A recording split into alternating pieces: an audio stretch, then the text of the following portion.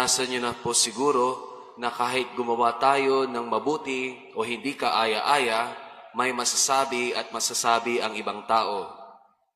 Nakagawa ka ng mabuting bagay, may kritisismo pa rin galing sa iba.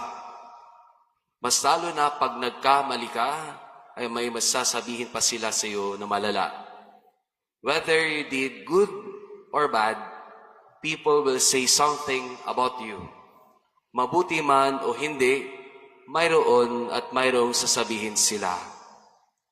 Narinig natin sa mga pagbasa natin na patungkol dito sa katotohanan, kahit gumawa ng mabuti, may plano at may sasabihin pa rin ang iba sa atin. Sa unang pagbasa, narinig natin kay Propeta Jeremias na narinig niya ang nagbubulong-bulungan ng mga tao na ninanais siyang ipapatay, iuusig at itumba ng iba kahit gumawa siya ng mabuti sa kanila. Sa ating Ebanghelyo ayon kay San Juan, sa simula pa lang ng ating mabuting balita, narinig natin na binigkas ni Jesus, "Marami akong ginawang mabuti sa inyo. Bakit niyo ako ninanais batuhin ng bato?" Even our Lord is not exempted with this reality, na kahit gumawa siya ng mabubuting bagay, hindi lang may nasasabi ang iba, kundi ninanais din siyang patayin at usigin. Kaya klaro po ang mensahe ng ating mga pagbasa sa araw na ito at ano yun, gumawa ka man ng mabuti, gumawa ka man ng tama at totoo, may sasabihin ang iba sa iyo. Pero ito hindi hadlang sana sa pagtigil natin ng kabutihan. May lagi akong bilin sa mga tao na problemado na kahit anong gawin nilang kaibuti, may sinasabi ang iba.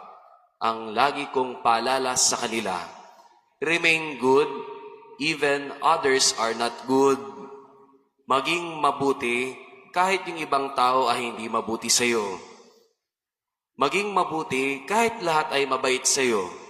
Be good because all of us are good and we are expected to do good things. Yun ang tunay na tagusunod ni Kristo. Na kahit anuman ang sabihin ng iba at kahit anuman ang sambitin ng iba, mabuti man o hindi, nananatiling gumagawa ng mabuti. Ipagdasal natin sa banal na Kristiyang ito na tayo tulungan ng Diyos sa grasya ng paggawa ng tama at mabuti.